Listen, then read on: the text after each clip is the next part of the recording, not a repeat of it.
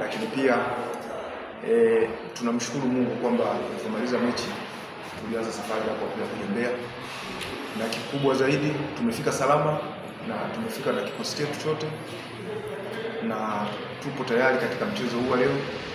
Nikianza na swali lako ulilisema, nafikiri ratiba ilikuwa inaonyesha wazi kwamba baada ya mechi iliyokwisha kuna muda uliopo kati ya mechi nyingine inayofuata ambayo ni ya kesho. Kwa hiyo tulipomaliza tulifanya maandalizi yetu ya mechi mbili kwa pamoja tukiwa kule, tukiwa tunajua kwamba tukimaliza hatuna muda sana. Leo tunapofika tunafanya activation kuangalia wachezaji wetu wako kwenye hali gani. Kwamba swala la msingi hapo ni kwamba kila mnapokuwa mnajiandaa ujue na mpinzani naye anajiandaa.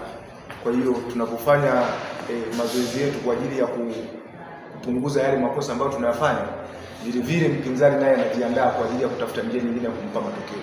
Sisi kwa golikipa wetu alifanya makosa, ni ya kibinadamu, yanatokea kwenye hali iliyokuwepo.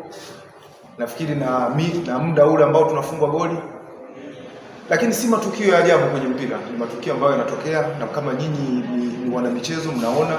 Kwa hiyo kwetu sisi hatuna haja ya kumlaumu golikipa. Nafikiri baada ya hapo mwenyewe kapteni aliwaambia wachezaji watulie na tukaweza kuequalize lile goli. Kwa hiyo kwetu sisi tunaamini kabisa kwamba makosa kwa mcheza mpira ni kama kwa mwanadamu na kifo. Kwa hiyo hata ufanyaje utakosea. Kwa hiyo tunakosea yale ambayo tumeyafanya, tumeyasahihisha, tumeongea na tunahakika kwamba kesho ile mechi imekwisha.